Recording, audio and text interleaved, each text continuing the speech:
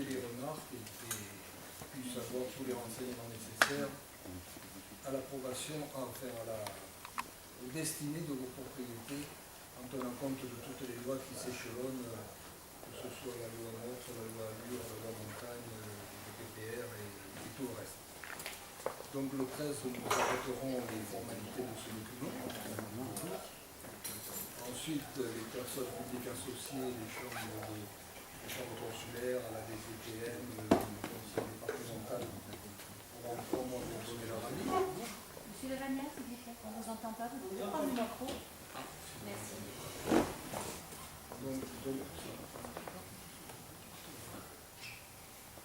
Voilà.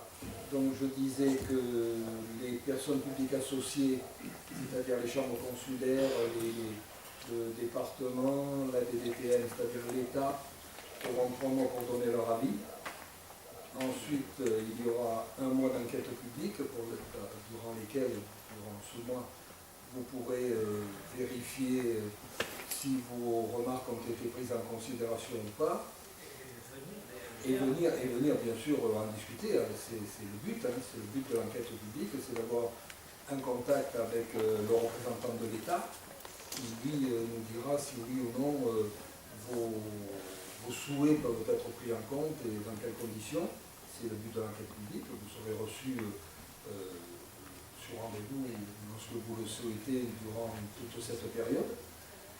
Et ensuite, eh bien, lorsque cette période se sera écoulée au bout d'un mois, eh bien, il y aura l'approbation du plan local d'urbanisme. Je passe tout de suite la parole à M. Perron, qui est notre bureau d'études, qui a discuté les documents. Donc, bonsoir à tous, et merci pour cette dernière réunion d'être venus si nombreux. Donc c'est une réunion un peu particulière, comme annoncé la dernière fois. Elle n'est là que pour vous présenter les modifications sur ce que nous, on vous a présenté déjà, que l'État nous a demandé. Ce matin, nous avons rencontré les PPA, les personnes publiques associées. Eux, ça fait à peu près un mois qu'ils ont le document dans les mains pour l'analyser et nous faire leurs remarques préalables à l'arrêt. Ça évite de se prendre ces remarques une fois le document mis en validation, en quelque sorte. Donc là, ils nous ont exposé leurs différents points de vue. Donc malheureusement, la Chambre d'agriculture n'est pas venue. On avait la DDTN, la région, le SCOT, donc la communauté de communes, et les communes voisines. Déjà... Et le département. Donc on n'a pas eu tant de remarques que ça, et tant mieux, ça veut dire que le travail a été fait au plus près des règles que le code de l'urbanisme nous impose.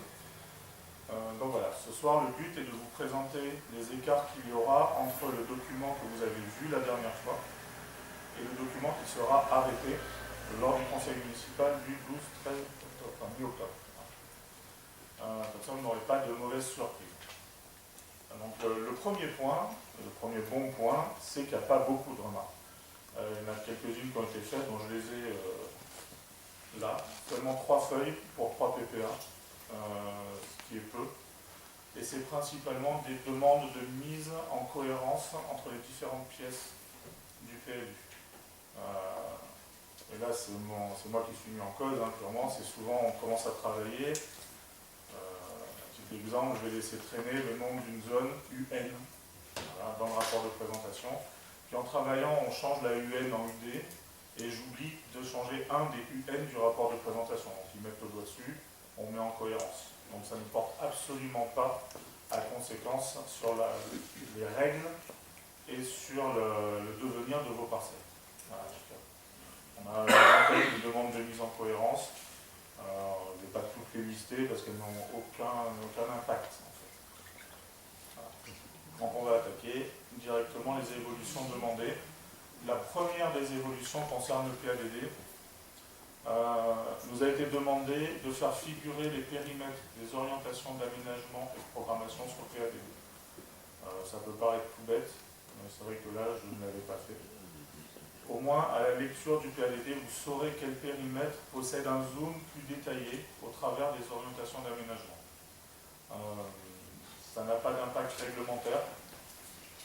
C'est une évolution du document. Plus ensuite, dans le PADD, ils nous ont demandé de remettre quelques chiffres qui sont dans le rapport de présentation, mais de les faire figurer dès le PADD pour qu'on ait une vue d'ensemble du document plus précise dès le départ. Au niveau du PADD, c'est les seules modifications qui nous ont été demandées. Viennent ensuite les modifications du rapport de présentation. Donc, le rapport de présentation il est composé de deux parties. La première, c'est le diagnostic sur votre commune, et la deuxième, c'est les justifications des choix qui ont été opérés. Les limites de zonage, les choix du PADD, les projections démographiques. Vous n'avez pas sur votre commune la partie évaluation environnementale, que vous pouvez retrouver sur d'autres documents d'urbanisme. La DREAL à l'époque, la MRAE maintenant, donc l'autorité environnementale, parce que ça a changé il n'y a pas longtemps, l'autorité environnementale a estimé lors d'une demande de cas par cas, lors de cette demande, que votre commune, votre document d'urbanisme, n'avait pas suffisamment d'impact sur l'environnement pour nécessiter d'évaluation environnementale. Au passage, ça fait économiser à peu près 8 000 € à la commune. Donc voilà, pas d'évaluation environnementale sur votre document d'urbanisme. Donc dans le rapport de présentation, il nous est demandé de prendre en compte le PADD du SCOT qui a été validé en juillet. Donc c'est très récent. Il y a très peu de changements par rapport à l'ancien PADD du SCOT, mais on va intégrer ces nouvelles données dans le rapport de présentation. Il nous a également été demandé de mettre beaucoup plus l'accent sur le volet des transports en commun principalement. Aucune incidence réglementaire, parce que ce n'est pas la commune qui a la compétence transport en commun, mais le fait de le faire figurer dans le PLU, de justifier le besoin de plus de lignes de bus, ou pas forcément plus de lignes, mais plus de fréquences. Ce besoin-là est justifié par le PLU. Donc la commune, lorsqu'elle va demander à avoir plus de fréquences, elle va pouvoir utiliser le PLU comme appui à cette demande. Également, toute l'équipe municipale, enfin la commune, donc, a mis en place, est en train de mettre en place un parcours patrimonial. On en parlait sommairement, il nous demande de plus l'expliciter. Donc là, monsieur le maire, c'est plus à même de vous en parler, en partant du moulin, et ensuite en remontant dans le village, en passant par le four, la salle d'armes, etc. Tout ce que la commune fait pour mettre en avant son patrimoine du centre historique. On va apporter plus de précision là-dessus. Également plus de détails sur le développement urbain, tant dans le rapport de présentation que dans le PADD, d'expliquer un peu plus quel type de logement il est souhaitable d'avoir sur la commune. On n'impose aucunement dans le règlement de développer de l'individuel, du collectif ou de l'intermédiaire. On ne l'impose pas. Et là, il nous demande de nous préciser ce que le règlement permet de faire. On identifie qu'il y a un besoin de logement un peu plus petit que le T5 ou le T6 individuel. Donc, dans quelle zone la réglementation permet de développer ce type de logement. Il demande également plus de détails sur les choix des perspectives démographiques et la taille des ménages. Parce que nous, on a estimé que d'ici 2025 à peu près, la taille des ménages moyenne serait de 2,4 personnes par foyer, alors que toutes les statistiques vont approuver, tendent à prouver qu'on sera plus vers le 2,1. Alors ça peut paraître ridicule, 0,3 personnes en plus ou en moins. Et ce 0,3 personnes en plus ou en moins a fait quoi, une bonne demi-heure de débat ce matin. Puisque sur le nombre de logements que l'on projette sur votre commune, ce 0,3 fait à peu près plus ou moins 60 logements à faire construire sur la commune. Donc ça peut paraître ridicule, mais en fait non. Ça a un impact réel sur la perspective urbaine du territoire. Donc voilà, on nous demande plus d'expliquer plus tout ça. Donc, la mise en cohérence des pièces du dossier, j'en ai parlé tout à l'heure. La démonstration de la consommation foncière. La DPM nous a demandé d'être plus explicite.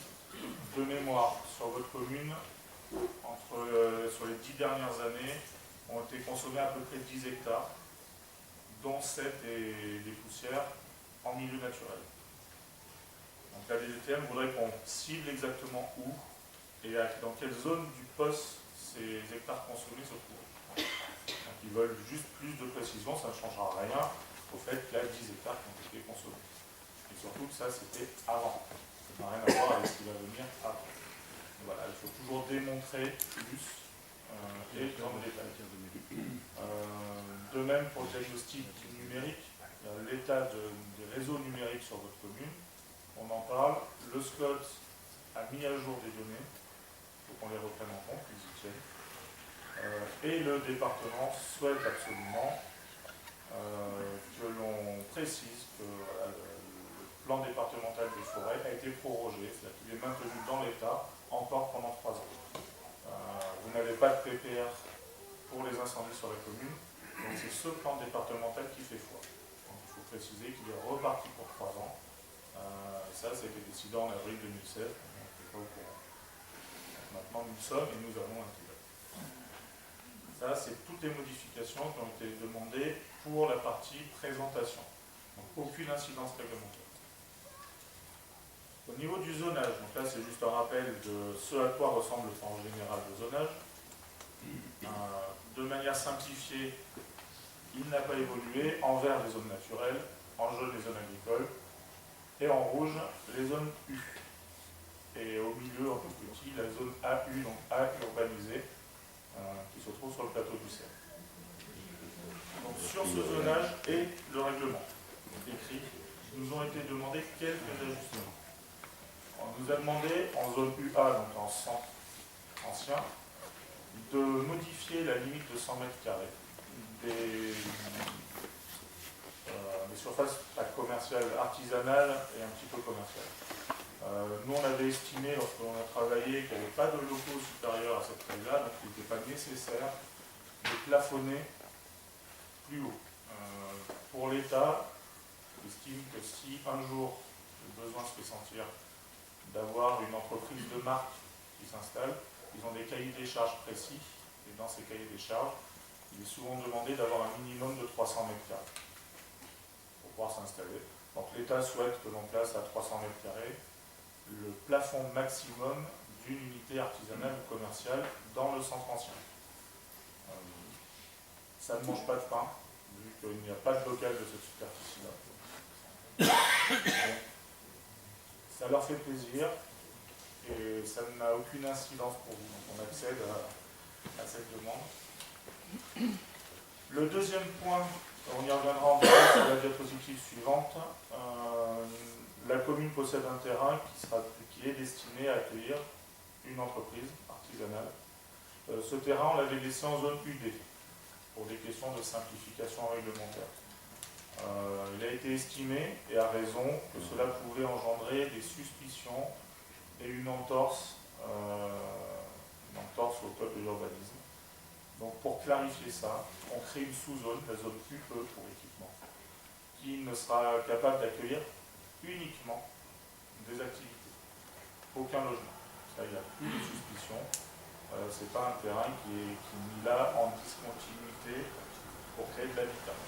C'est un terrain sous maîtrise communale, donc ce n'est pas fait pour faire plaisir à quelqu'un.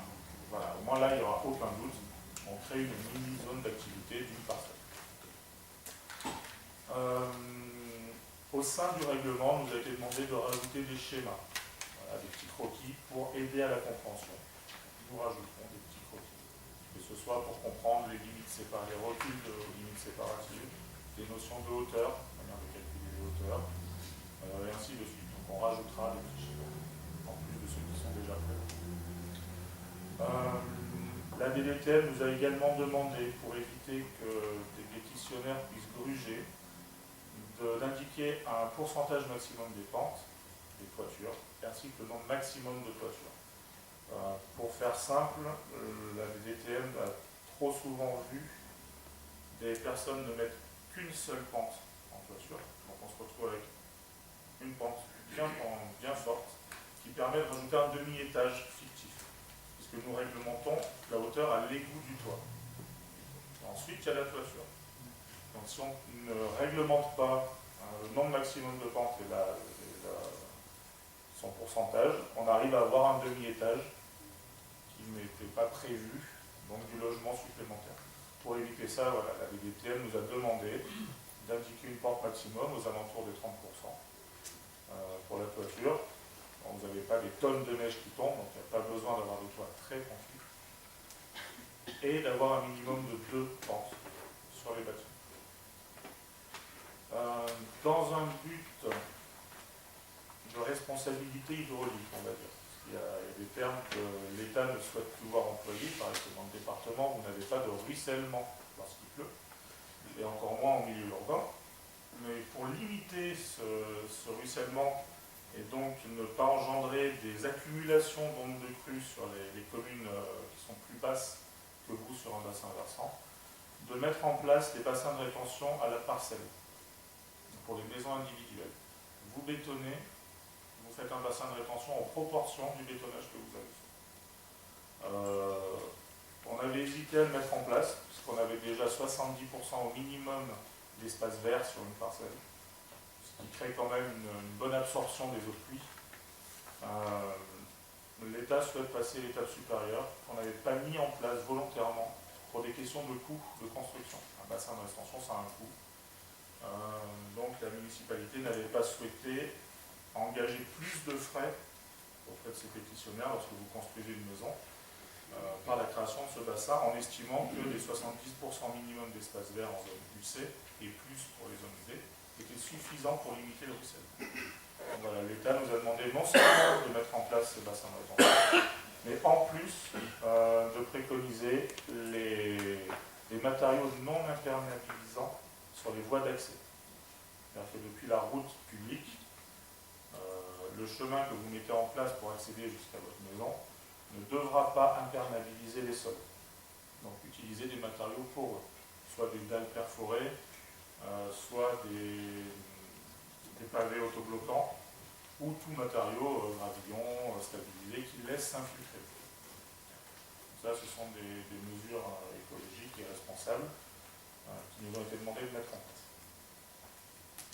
Avant-dernier point, en zone UB, donc la zone UB, c'est le secteur qui est juste au-dessus, nous a été demandé de passer la limite, le recul par rapport aux limites séparatives qui étaient fixées à 4 mètres, on a demandé 5 mètres, pour garantir un meilleur espacement entre les bâtiments, donc il y a un secteur plus aéré, et également de fixer la hauteur maximum à 7 mètres au lieu de 9, puisque la moitié de ce secteur est sur un plateau surélevé, et donc l'impact paysager sera trop important si on est en 3 niveaux de construction.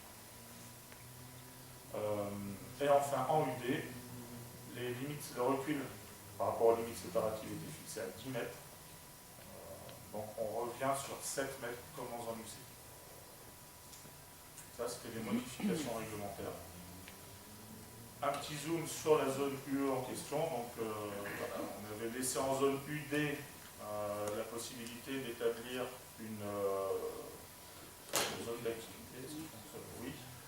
Donc, c'était cette petite langue-là qui finalement, alors là, c'est une erreur graphique de ma part, j'avais inclus 2 parcelles qui ne sont pas communales. Donc, on ramène ici la limite de la zone. Et on crée là une zone UE, donc destinée uniquement à de l'équipement artisanal. Au niveau du zonage, c'est la seule modification que l'État nous a demandée. Pour la suite, maintenant que nous avons fini Excusez-moi, il me semble que vous êtes passé très vite, vous avez sauté un peu le 3e paragraphe sur l'extension de... clarifier les possibilités d'extension du bâtiment. Ah oui, pardon, oui, j'ai oublié. Vous avez bien fait de le rappeler. Donc oui, le règlement stipule que les bâtis en zone agricole peuvent recevoir une extension. Donc l'État nous demande de clarifier qu'est-ce qui peut bénéficier de cette extension et dans quelles limites. Donc en fait, on va juste introduire la notion de bâti habitat, donc les maisons en zone agricole, qu'elles soient un exploitant ou non, préciser dans quelles limites elles peuvent être étendues. Donc ça, c'est fixé par la loi Allure, enfin, entre autres, la loi Allure. Donc il y aura l'extension dite mesurée, aux environs de 30% de l'existant, avec un plafond en mètres carrés qu'on ne pourra pas dépasser. Là, on n'a pas fixé encore ce plafond-là, ça va tourner de manière classique. Dans le département, on est aux alentours des 250 mètres carrés maximum, ce qui fait déjà une maison confortable. Au-delà de 250 mètres carrés de superficie de plancher, on ne peut plus prétendre à l'extension. Et ce qui intéressait surtout l'État, c'est de bien préciser que les bâtiments d'exploitation agricole ne sont pas soumis à une limitation de l'extension. Voilà, quelqu'un qui a une bergerie de 100 mètres carrés, s'il a besoin de 300 pour son exploitation, il pourra faire ses 300 mètres carrés de bergerie. Voilà, on ne sera pas plafonné ou limité. C'est cette clarification-là qu'il faut apporter dans le document. Pour la suite de la procédure, donc, je vais apporter des précisions à ce que M. le maire a annoncé tout à l'heure. Donc, une précision importante, avant l'arrêt, vers le 15, le document sera terminé et soumis à l'avis de tout le monde. Avant ça, vu que maintenant, il me reste une semaine pour boucler le document, je vais prendre avec mes confrères au bureau en compte toutes les demandes individuelles qui ont été déposées en mairie, envoyées par courrier, par mail ou directement écrites. Pour des questions d'éthique, je travaille ces demandes sans l'équipe municipale, pour ne pas avoir d'influence et entendre des commentaires sur les propriétaires. Ça ne veut pas dire que l'équipe l'aurait fait, mais au moins ça me garantit de travailler sans influence directe.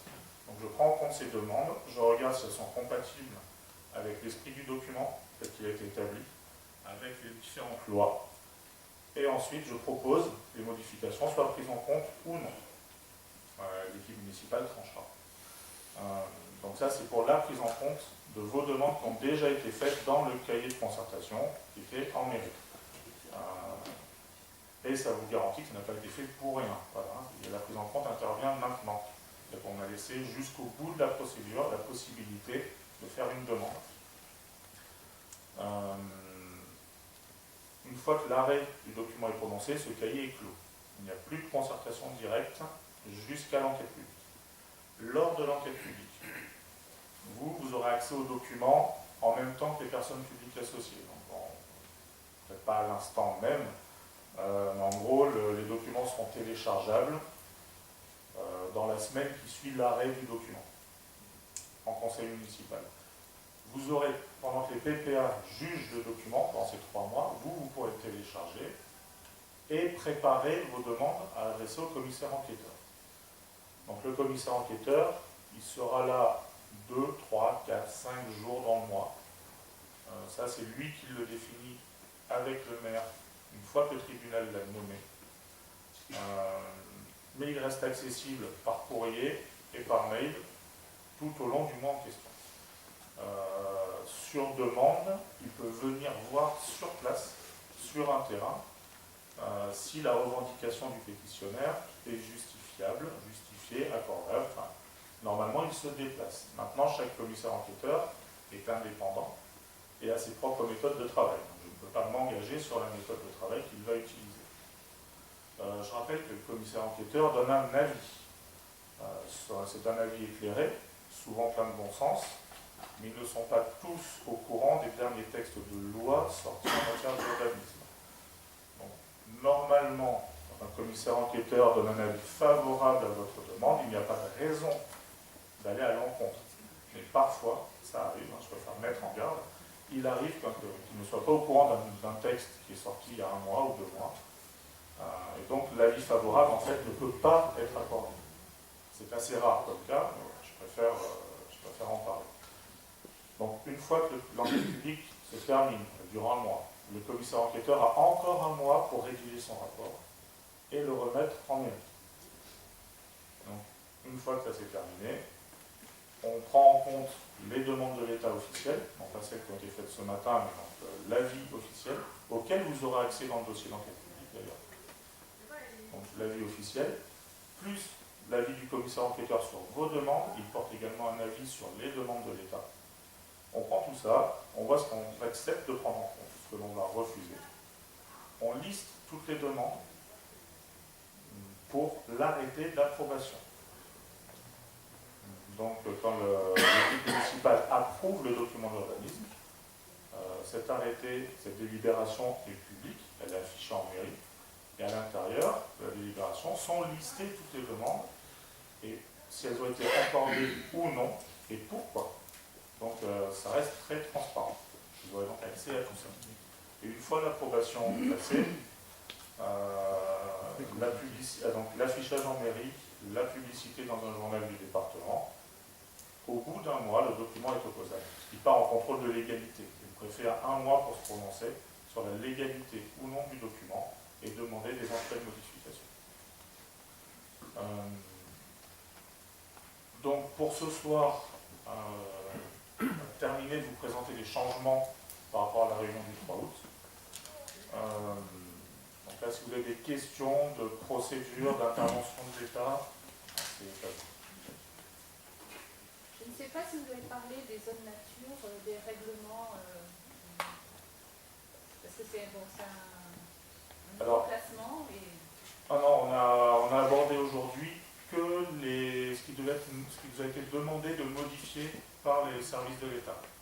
Donc sur les zones naturelles, ils ne se sont pas prononcés, ils n'ont fait aucune remarque, donc on n'a pas apporté de modification au règlement déjà proposé. Mais où est-ce qu'on peut trouver ce règlement? Parce que je n'ai pas trouvé du tout de règlement. Il sera disponible après le 15, c'est ça le 15 octobre 13, non, aux alentours du 15 octobre. Entre le 15 et le 20 octobre, il sera téléchargeable, soit sur le site de la mairie, sinon vous aurez un lien de téléchargement sur un site que je mettrai en place.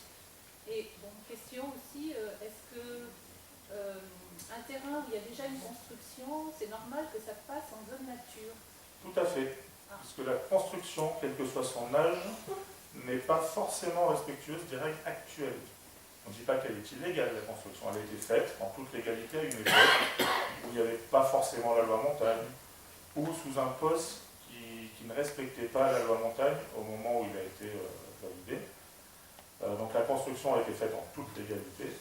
Mais maintenant, avec l'application des textes, elle passe en zone naturelle. Ça arrive très fréquemment. Souvent, les DDTM nous demandent de classer des quartiers entiers en zone naturelle.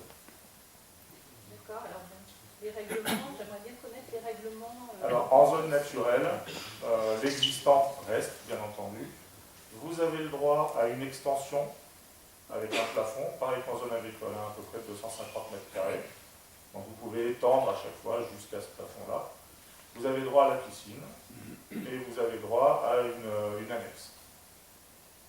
Ça modifie les taxes foncières, le fait... Alors là, pour les taxes foncières, c'est pas du tout ma spécialité. Je me retourne plutôt vers l'équipe municipale.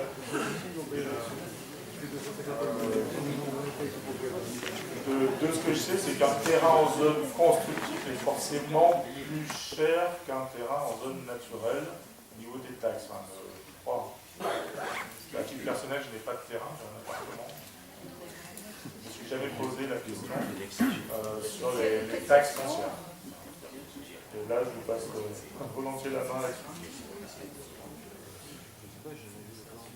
Est-ce que ça modifie, si j'ai bien compris la question, est-ce que le fait de passer d'une zone potentiellement constructive à une zone naturelle modifie la taxe foncière? Je ne sais pas. Je sais que sur les terrains non bâtis, ça a une incidence. Sur les maisons bâties, j'en sais rien. Moi, ce qui m'a gêné jusqu'à présent pour lire justement tout le dossier qui avait été fait, c'est que les numéros de parcelles sont absolument illisibles. Il y a des espèces de cercles bleus par endroits, on y voit, et même quand il n'y a pas de cercle bleu, dès qu'on agrandit, tout est flou. Ça, c'est le premier point. Le deuxième point, c'est que j'ai vu aucun sentier communal sur votre plan. Alors, je ne sais pas où ils sont passés. Alors, les sentiers communaux cadastrés. Donc sont présents sur le cadastre. Alors c'est les impôts qui font les cadastres. Hein. Nous on ne peut pas les retoucher. On n'a pas cette autorisation. La seule indication qu'on porte en plus sur un plan de cadastre, c'est d'indiquer quelle parcelle a reçu un bâtiment qui lui n'a pas encore été référencé auprès des impôts. On fait ça uniquement pour les calculs de capacité d'accueil d'un PLU. Si une parcelle est déjà bâtie, il faut qu'on le sache. On met un petit carré rouge dessus. On ne place pas la maison ni dans sa forme ni sur le lieu de la parcelle. Au niveau des chemins communaux, s'ils sont référencés et cadastrés, donc ils figurent au cadastre. On ne va pas les retracer spécialement, sauf une demande particulière d'un service d'État. c'est assez rare. Donc ils existent toujours, quoi. Ah oui, ils existent, oui. Alors, là, comme je ne les ai pas vus sur le plan, c'est pour ça que je pose Voilà, la question. après, si c'est un chemin d'usage, ce qu'on appelle les chemins d'usage, qui n'ont pas d'existence légale, il n'est forcément pas cadastré. Enfin, il y en a très très nombreux partout en France. Là, vous passez dans des parcelles privées de forêt où il y a des chemins, tout le monde l'utilise, mais il n'est pas cadastré puisqu'il n'a pas d'existence. Vous n'aviez pas une autre partie de question qui touchait pas les... Ah oui, la lisibilité C'était du la plan. lisibilité sur le plan, on ne peut pas reconnaître. Alors, il y a deux facteurs qui font qu'un plan est illisible. Le premier, ça dépend sur quel site je le mets en disponible. Si c'est sur un site géré par Google, donc les petits sites de téléchargement rapide, je suis limité à 12,5 mégaoctets pour une pièce. Et un plan de cette taille-là, pour atteindre ce poids limite, je perds forcément en lisibilité. Donc on a des plans qui permettent de travailler de manière globale, mais effectivement, sans voir les numéros de parcelles. Le plan final qui est imprimé, les numéros de parcelles sont lisibles. Mais on est sur un poids en mégaoctets nettement supérieur. Donc là, reste à savoir si on utilise une autre plateforme de téléchargement. Il est possible que je mette ça en lien WeTransfer et non plus en page Google qui permet d'avoir les liens par pièce. Voilà, le WeTransfer là nous permet d'avoir plus de limite vraiment de pièces, et là vous aurez des plans en PDF où vous pourrez zoomer jusqu'à voir les numéros de parcelles. Vous ne pouvez pas le mettre à disposition sur une clé USB et le donner à la mairie pour qu'elle le mette sur son site en qualité HD, tout simplement? Ah si, pour la qualité HD, alors je ne sais pas quelle est la limite technique. Pourquoi vous essayez absolument de transférer un plan en HD? Il suffit juste de le mettre sur une clé. Ah non, là je parlais de ce que moi je mets à disposition. Oui, justement, les documents que PPA. vous mettez à disposition, si vous les avez en haute définition, il suffit que vous le mettiez sur un support amovible et le communiquer, c'est pas compliqué. Là pour l'instant c'est moi qui mettais à disposition les pièces. Oui, je mets Pas la beaucoup. mairie. Parce que j'étais susceptible, en fonction des versions de travail, de les changer à n'importe quelle heure, du jour et de la nuit, de pouvoir accéder aux pièces, supprimer l'ancienne version, mettre la nouvelle. Donc je ne vais pas les mettre sur le site de la mairie, je n'ai pas les codes d'accès et je ne connais pas les limites techniques. La version finale, celle qui va être là soumise au PPA et à vous, la mairie va avoir les fichiers en HD, bien entendu. Maintenant, je ne sais pas qui est votre prestataire pour mettre en ligne sur le site. Donc, moi, je fournis les pièces et après, ils vont voir ça avec le prestataire. Oui, mais les pièces qui seront mises là à disposition seront, ce que je vous disais, en qualité définition suffisante pour voir le numéro de parcelle. Est-ce que Ah, bien sûr. Oui. Il y a un dossier consultable en mairie à l'enquête publique en papier. Bien entendu, oui, ça c'est la moindre des choses. Est-ce que sur le nouveau plan qu'on va avoir, figureront bien toutes les zones? Parce que sur le document qu'on a eu la dernière fois, les zones N, il fallait les déduire. Non, toutes les zones sont sur le plan. Non, sur le document qu'on a eu, au mois d'août, les zones N, ben, on les avait en creux, quoi. Il fallait les déduire. C'était tout ce qu'on ne voyait pas. Vous avez eu le plan global de la commune? Non, le grand plan qu'on avait consulté là, on nous a dit qu'il n'était pas bon. Ah oui, mais c'était une version de travail antérieure, le plan que vous avez vu. Oui, mais moi je vous parle des documents qu'on a reçus par Internet. La présentation que vous avez fait la dernière fois.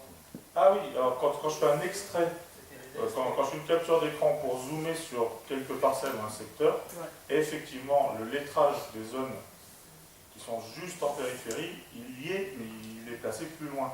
Donc sur l'extrait, on ne le voit pas. C'est-à-dire Parce que moi, c'est un extrait de présentation. Quand le document que vous allez avoir là pour l'enquête publique, il est complet. Là, c'est le grand plan en format avec PDF. toutes les zones. Donc il y a tout. Parce que, par exemple, moi, pour mon coin, j'ai dû faire des recoupages, quoi. Pour trouver où j'étais, dans quelle zone j'ai dû faire des recoupages. Non, là, vous n'aurez pas des extraits de plan pour l'enquête publique. Vous avez le plan complet. D'accord. Et est-ce que, dans le nouveau document, il y aura, comme pour toutes les autres zones, un détail pour les zones N? Il n'y avait aucun détail pour les zones N. Alors, dans une présentation, C'est-à-dire que si on avait PowerPoint, voulu poser une question, on ne savait pas sur quoi l'appuyer. non, quand je fais une On avait présentation parlé en PowerPoint, mairie. oui, laissez-moi finir. Oui. Quand je fais une présentation PowerPoint que je dois afficher ici, vous avez tous constaté qu'il est très difficile sur un grand écran comme celui-là d'avoir une définition suffisante pour distinguer les parcelles. Si je dois faire autant de diapositives que nécessaire pour parcourir toutes les zones N de la commune, Ouais. je pense que j'atteindrai les 400 diapositives. Non, mais je parle C'est pas pas de parcelle. judicieux. Non, voilà, c'est pas judicieux. Donc les zones naturelles, donc, comme il ne s'y passe pas grand-chose, on ne les présente jamais dans le détail. Pourquoi? On fait une présentation publique. On présente les zones urbaines, leurs limitations. Et Oui, par bon. défaut, tout ce qui est à l'extérieur est en naturel. D'accord. Voilà. Ça, par déduction, Mais on l'a compris. le document que vous aurez à l'enquête publique Oui. est intégral. C'est le plan intégral de la commune où vous pourrez zoomer à la parcelle et vous saurez dans Ça, d'accord. quoi vous êtes. Ça, d'accord. Mais est-ce qu'il y aura aussi, comme pour les autres parcelles, le détail de la réglementation? Pour les autres zones, vous avez par exemple la hauteur de la construction, Ah oui. le truc, le machin. Le règlement a obligation Est-ce de que couvrir nous, les- toutes les zones. Oui. Est-ce que ceux qui sont en zone N, on va savoir si on va devenir une réserve, si on, Le si règlement on zonal va est pouvoir établi. vivre normalement, je ne sais pas moi. Oui. Chaque zone a son règlement avec ses 16 articles. Oui, bon, Toutes les zones. concernant les zones N, on ne le sait pas. On ne le sait pas, j'en ai parlé à mon mairie. C'est ce que je demandais. Oui, tout à l'heure. on recoupe votre question. Je veux dire, On ne le sait pas. On parle toujours du document de présentation où il n'y avait pas de... oui. Pour reprendre un mot qu'on m'a dit, on ne sait pas trop comment on va être mangé à quelle sauce. Non, la zone naturelle comme la zone agricole a son règlement. Oui, mais il est où? Il sera disponible là dans une Mais quinzaine pourquoi on de l'a jours. pas eu en amont? Parce que la décision est prise, comme ça après vous aurez eu juste à regarder. c'est tout. Ah, d'accord. Tellement plus simple. Oh là, ça prend la mauvaise foi.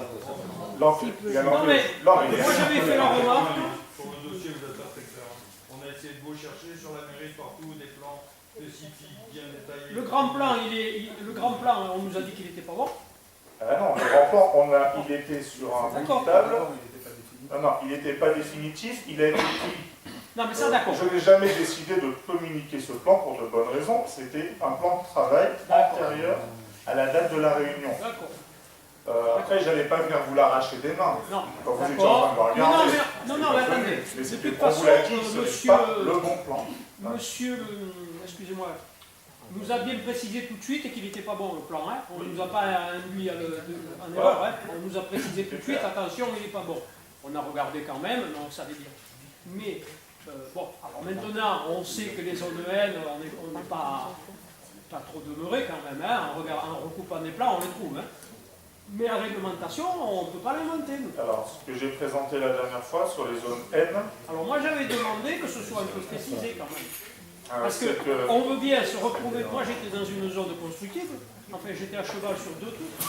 Je me retrouve dans une zone naturelle, je veux bien, moi. Ça me déplaît pas. donc, Mais la règle.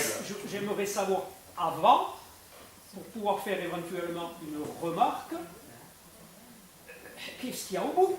Alors, en zone naturelle, Quand pas. je signe un contrat de travail, je lis Je sais d'abord. pas parler. Vous n'êtes pas le seul. Hein. Oui, je laisse pas la Je suis avec vous. Hein. Hein? Je suis avec vous. Oui, oui. Alors, en zone naturelle, Moi, je parle pas souvent, mais quand je parle, je vais au bout. donc, les limitations, pas de nouvelles constructions à usage d'habitation. Voilà, on ne fait pas de nouvelles constructions, sinon ça serait une zone U. L'existant a droit à son extension. Vous pouvez étendre l'existant, agrandir votre maison, jusqu'à un plafond à peu près de 250 mètres carrés. Et l'extension ne doit pas dépasser, la part extension que vous allez faire, ne doit pas dépasser 30% de l'existant. Si vous avez 100 mètres carrés, vous pouvez demander 30 mètres carrés de plus. Et à la phase suivante des travaux, à nouveau 30% de 130 mètres carrés. Tout ça jusqu'à un plafond de 250. Vous avez le droit de faire une piscine. Vous avez le droit à une annexe Bon. Ça, c'est pour le bâti. pour le bâti. Et concernant l'environnement, Là, il n'y a aucune préconisation particulière. La zone naturelle, elle a un règlement vraiment très simple, puisque vous ne pouvez pas construire de nouvelles choses, que ce qui existe déjà. Oui, non, mais je Mis parle à part pour la l'environnement, pour le défrichage, pour les arbres, pour tout ça. Alors, ça Parce c'est le qu'à pas du l'époque, PLU il avait du été règlement. dit qu'il y a 2 règlements qui risquaient de se télescoper. Oui, c'était les obligations de défrichement avec les EBC. Oui, et de l'autre côté, le côté nature qui dit il ne faut pas toucher. Oui, alors, le problème qu'il y avait là, c'était le nombre important d'EBC en zone NB que vous aviez. C'est ce point-là qui avait été soulevé. C'est en EBC, vous ne pouvez pas couper d'arbres. À proximité des maisons, vous avez une obligation de défricher pour la Bien sûr. protection incendie. Bien sûr. Donc on avait une incompatibilité des deux. D'accord. C'est quoi que vous fassiez, vous tombez sous le coup d'une amende. Oui, alors, Alors ça a été réglé. Il n'y a plus de décès en zone U. il n'y a plus de... Il n'y a plus d'espace boisé classé dans les zones U. D'accord. Voilà. Non, mais En c'est zone pas... N, à moins d'oubli graphique, on a reculé les EBC des habitations. Une habitation qui était sous l'espace boisé classé au poste, et il y en avait, construction, on les a enlevés les EBC, autour de la maison. Oui, mais autour, combien? On fait des carrés autour, on ne mesure pas au mètre près sur le plan. Non, mais ça fait une parcelle de combien, par exemple? Après, les 4 jurisprudences sont sorties il y a moins de 2 mois. Vous pouvez défricher contre l'incendie, même en EBC. C'est récent. Parce que le problème était bien réel, ça a été Parce qu'il y tranché. avait une Oui, ça a contradiction. été tranché. Donc maintenant, vous pouvez défricher tranquillement dans le périmètre demandé par le SDIS autour des maisons Oui, contre l'incendie. Enfin, pas de défrichement d'une parcelle complète. Voilà, en EBC.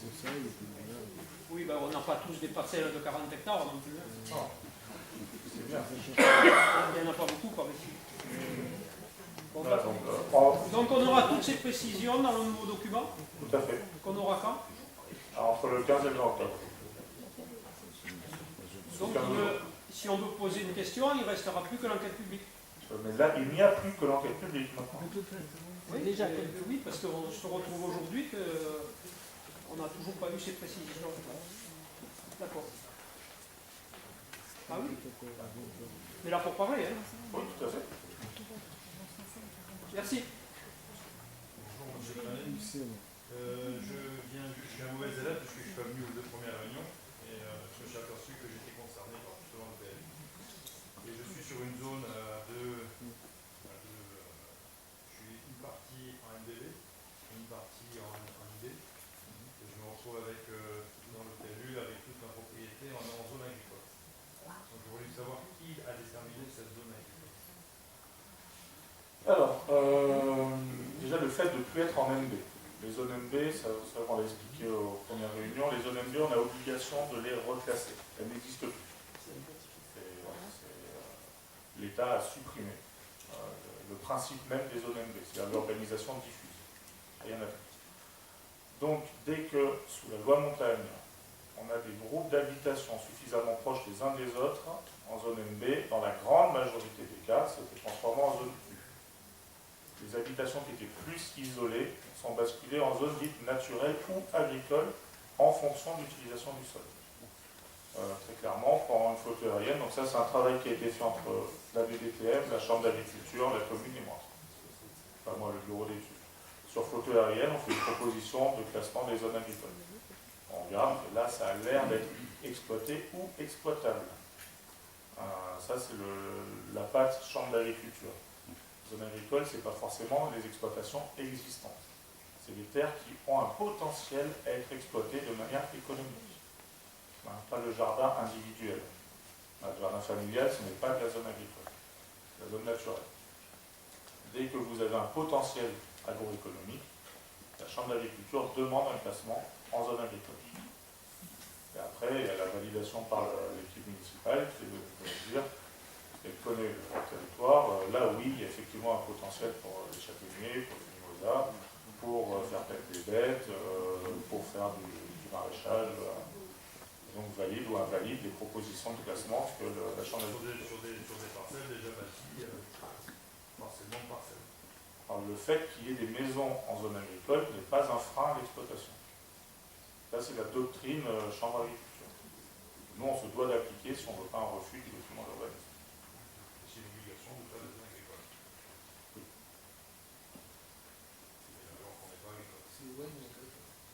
c'est ou naturel ou agricole. Alors le classement en zone N n'empêche pas de faire de l'agriculture. La loi pour l'avenir agricole, une loi qui est passée assez rapidement d'ailleurs, précise bien que l'on doit procéder au classement en zone agricole de toutes les zones potentielles. Voilà. Quand on veut revendre nos biens, il faut revendre systématiquement un agricole si on veut pas revendre un agricole. Non, vous pouvez revendre à quelqu'un de pas agricole, à un particulier, tout à fait. Oui, là, on ne vous oblige pas à... Le prix du terrain agricole est le même qu'un terrain. Non. Non. Mais si vous n'êtes pas classé en agricole, vous êtes classé en naturel dans ce cas-là. Le prix dans ce cas est le même en naturel qu'en agricole. Sur les exploitations qui sont revendues, la SAFER intervient sur un terrain exploité, donc dont l'exploitant se sépare. Problème. Voilà. Non, comme vous voulez, entre deux. Est-ce que les droits en zone N d'extension de la piscine, de ces choses-là, sont transmissibles? Oui, les droits ne sont pas rattachés à quelqu'un. Les droits sont rattachés au sol. Transmissibles, donc. Bah, si vous revendez une maison finalement... De père en fils, et Non, en mais- cas de mutation. Le fait, ce qui, en fait, il y a Ou pas... est-ce que c'est limité à celui qui a bâti? Les lois maintenant en urbanisme ne sont pas attachées au propriétaire, elles sont attachées au bien lui-même. Donc une maison qui n'a pas de piscine en zone naturelle, vous la transmettez à votre fils, qui fait toujours pas de piscine, il la vend à quelqu'un. Ouais. Ce quelqu'un aura le droit de faire sa piscine, sauf si les lois Donc changent. c'est les droits transmissibles.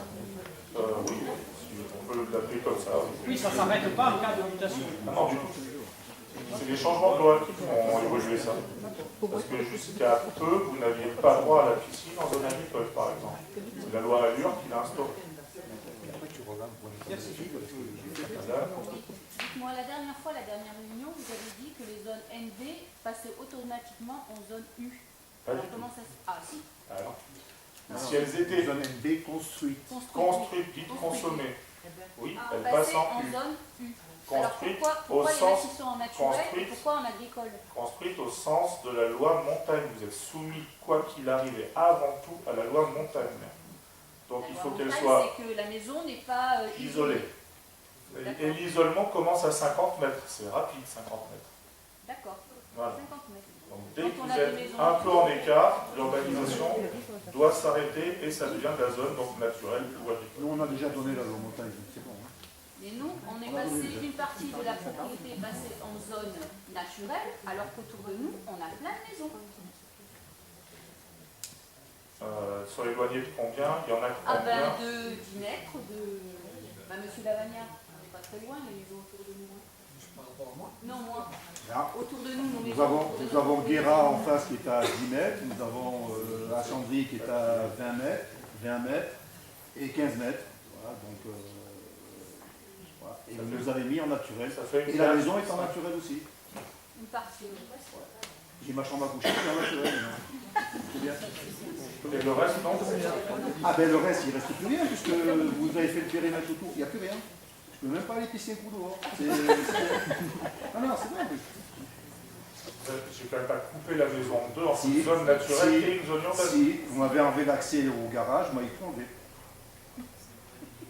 Monsieur Lavagnard est au courant, Ça a été rectifié. Ah, mais je sais pas, Ah, bah, je me pose la question. Parce que monsieur Perron, à la dernière réunion, a bien dit les zones ND construites basculent en zone U. Là, le D, Obligatoirement. obligatoirement. Décret qui a été sorti en 2015. Oui, les zones NB sont bâties. Alors je me pose la question, Et pourquoi en je passe densité en zone suffisante. naturelle Voilà. Voilà. Bah, ça a été corrigé.